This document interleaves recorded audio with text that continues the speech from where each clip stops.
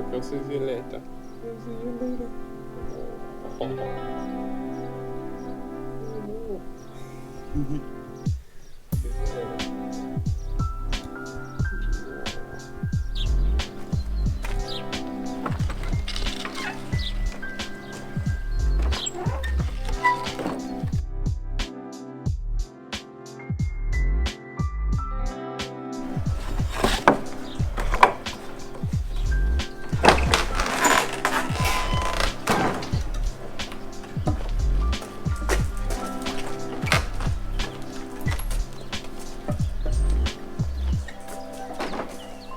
Hello, my name is Oliver and welcome to my workshop. In a previous video we made our new sills and I'm really happy with how they turned out. But I've set a bit of a bar with them. They've given me confidence to do more sheet metal work, something which I've never done before. And then I started looking at these panels, and these panels go, well, this one's for that side, but they go here, roughly. And we made these in a previous video and they are perfect replicas of the original, except for this bend here, which ties into the front chassis rail. And they're okay, but I think we can do better. I think we can make them more sculptured, tighter into the roll cage, and use them to stiffen up the chassis even more. They're okay, they're just a bit basic. So the first job in making this panel tighter is to flatten this crease here and scribe a line down it, because we have to wrap it around the front roll cage. Like, obviously that's in the way now. So we're going to need some clamps, a piece of roll cage tubing, and a bit of brute force.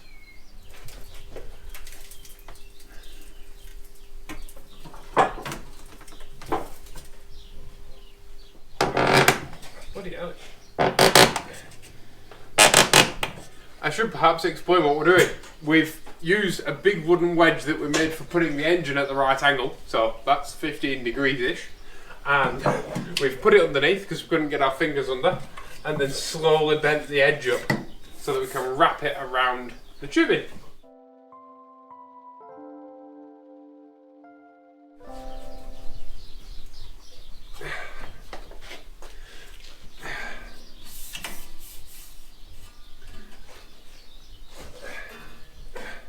So we've put our tube profile in now, but you'll notice the bend from before is still there, which is really important, or rather the crease. And now what we need to do is we need to straighten this up a bit. We need to bring this round and in line, because we've still got a door seal to put on this edge. There's some Italian coach builder somewhere watching this going, "What the hell are you doing?" That is a terrible Italian accent.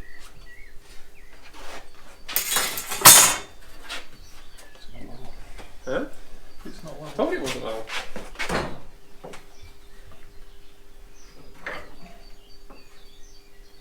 Yeah.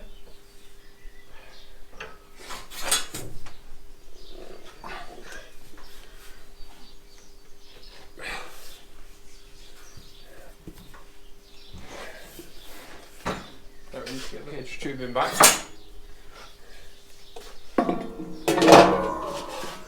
A bit of wood and hammer and tighten it all up.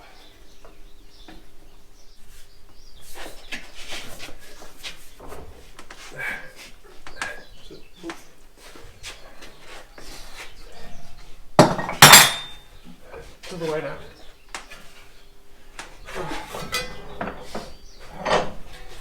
Put that side in and knock this side up.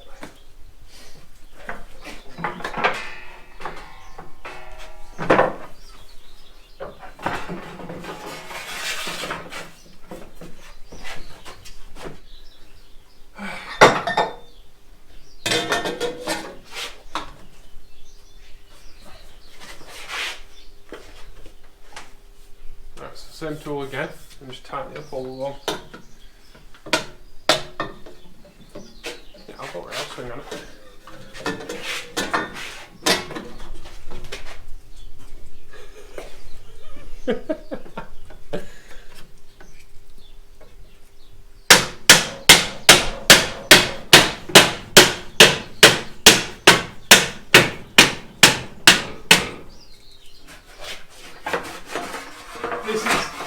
quite a refreshing video for me, because usually when we make a video I know what I'm doing, but in this video I have no idea what I'm doing. This is not a how-to, this is a we figure out how to make a panel video.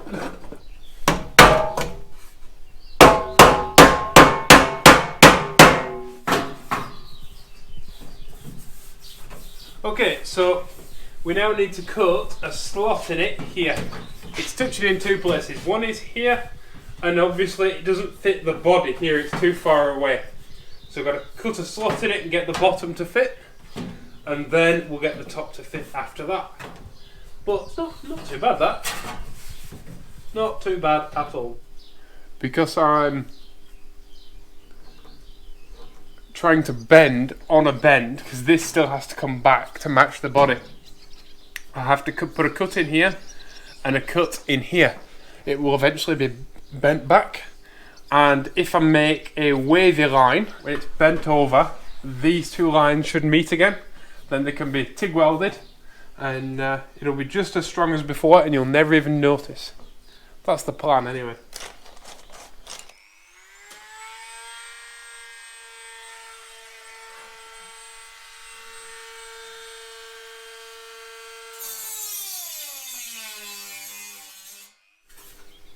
See what I mean about putting the cuts in and how it meets back up again? I'm getting there. I'll have to obviously knock the round back in because it's flattened the round considerably. But that is not bad.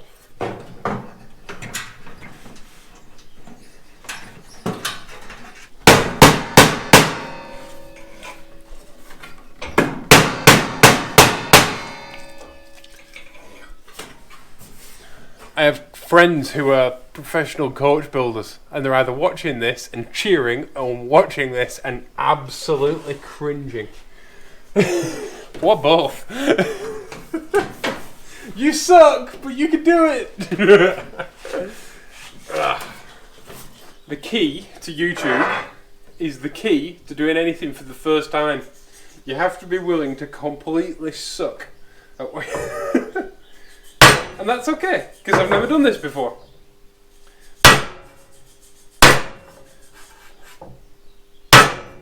And all I've got to do is suck until I don't suck anymore. And then I've got it right.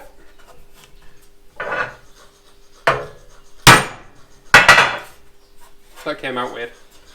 But you know what I mean. A lot of people are afraid to do stuff for fear of failure. Fear of looking daft. When you on YouTube, you look daft in front of thousands of people, but that doesn't matter. Because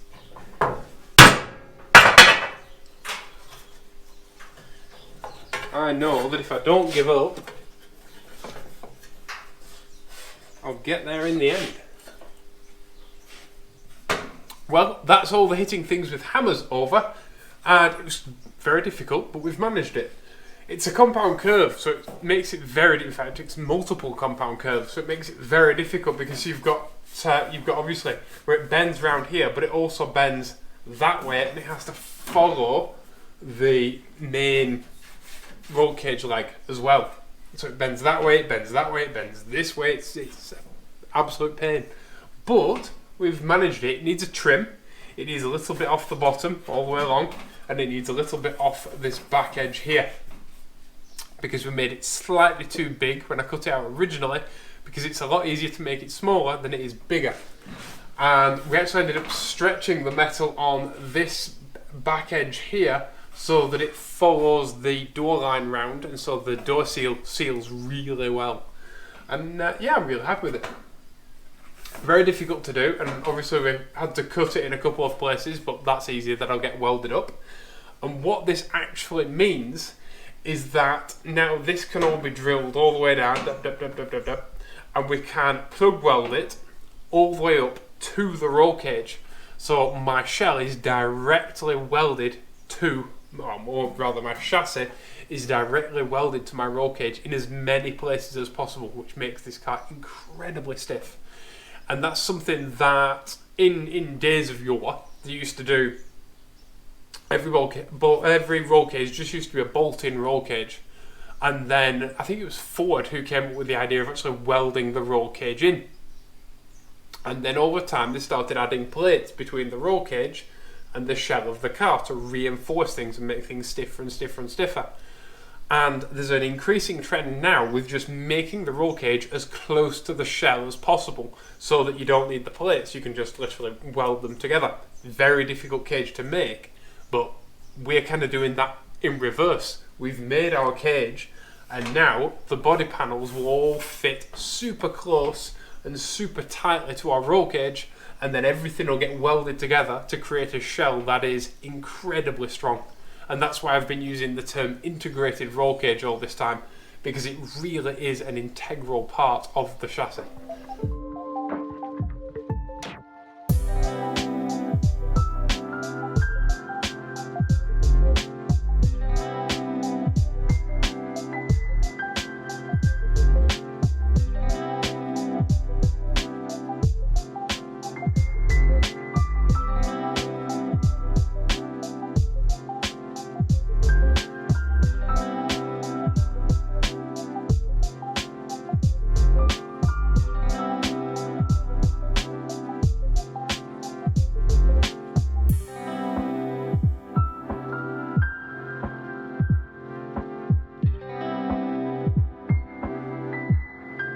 And by the power of editing, here's the other one. Now, I know that this was all slightly unnecessary. I know that it was stiff enough and strong enough to begin with, but I don't want to make things that do nothing. If I'm going to make a panel, I want it to be as good as possible, and I want it to be as strong as possible and as structural as possible. The only people who make panels for any sort of car that don't do anything and that aren't structural are people that are trying to hide things. And I don't want to hide anything on this car. I actually want it to be like a jewellery box where as you open it up, you notice things that you've never seen before and that every single thing is beautiful. You know, that's the mark to me of a truly fantastic car, whether it be custom or factory. This panel you're never going to see unless you open up the flip front. But wouldn't it be cool if at a show I stop or need something from my car and flip the bonnet open and there is that beautiful panel rather than some aesthetic thing that doesn't really do anything. And I know, like I said, I know it was probably stiff enough to begin with, but if you're going to make it and you're going to have the weight, why not make it as good as it can possibly be? And I think I have. I think we've done it. Yes. I know there will be somebody in the comments that say, you could have bead rolled it as well. Except for the fact that I don't own a bead roller yet. And these panels roll loose so that when we do the final weld and the final fit and everything finally goes together to be plug welded, the 7 million plug welds that are going to be required for this car, it can all be fettled then and it can be made just perfect, and that'll be its own mission. But I'm really, really happy. When you consider that it started as an exact copy of this panel, only slightly thinner, because I knew I was going to do all the bending and shaping. I went for a thinner gauge steel, because that panel is actually stiffer and lighter than this panel. And just like making the car bigger inside, if I can save 10 grams here, 15 grams there, that will all add up. Grams make kilos after all. And I don't want to do down. I don't want to speak badly of the people, and I don't want you to think badly of the people who built Pandora's original floor pan, because they did the best with the time that they had and the tools they had on hand. The thing is, when you're making stuff for other people, it's very difficult because you're making things to a certain cost. I used to make things for other people, and getting people to pay for quality, getting people to pay for time was incredibly difficult. People want everything that you can see to be pretty and beautiful and shiny, but they don't care about the stuff that you can't see. They don't care about the stuff that's hidden, and they'd rather you put a panel and hide things, an aesthetic thing that does nothing and just adds weight, than actually spend the money to make every single part of a vehicle or a boat or anything as pretty as it can be. And that used to drive me crazy, because when I make something, I want to make it as good as it can possibly be. I want to spend the time. And that was the whole point of Pandora. This is an opportunity for me to make things as good as I can make them, and to learn new skills and new crafts, like making sheet metal. You know, I've never done sheet metal work before. I've never done coach building before.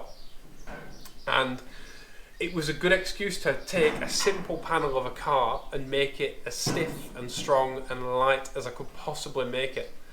And I don't have to make a profit on Pandora. I'm not selling Pandora. Pandora will not be for sale. I know there's a couple of people on the GTM group on Facebook that keep joking that they want to buy Pandora when she's finished, but Pandora will be the most expensive GTM in the world by the time she's finished. There will be tens of thousands of hours into this car. A friend of mine asked me how long I think it will take in hours, and what that build would look like, and I just said, it doesn't matter, I don't care, I'm not selling it, it's for me, and it's going to be as good as I can make it. That's the simple answer. And it's silly things like all the seams are going to be directed so that they don't fill up with water, so the car doesn't trap water and the car doesn't rust. And that kind of attention to detail takes a little bit more planning and a little bit more effort and a little bit more time. But that's the thing that makes a car an incredible car, whether it's made of carbon fibre and worth 10 million quid, or whether it's a Mini, or whether it's a whatever. That extra little bit of time, that extra little bit of effort really makes a car, in my opinion, and really makes a car that lasts and is easy to work on and that is a pleasure to own, rather than some hodgepodge that's just designed to be rolled into a show and then rolled out again onto a trailer. We don't do that here. We don't do aesthetic panels, we don't do filler pieces, we do quality. And that's something that I'm incredibly proud of. So I hope you've all enjoyed this video. I hope you've all enjoyed watching me struggle to learn and be terrible at shaping metal. And I bet there's a few of you who are versed in coach building who have cringed through the entire thing. But thank you for sticking with me. Thank you for watching this video. And if you've watched more than 3 of these videos and you're not subscribed, what are you playing at? Click on my face. There's a button there with my face. Get it clicked, get subscribed, and watch one of these videos every Wednesday from now until forever. So thank you all for watching. There's a playlist there with Pandora videos. There's a video there. I don't know what that'll be. Thank you all for watching. Please be awesome to each other, and I'll see you all in the next video. Bye bye.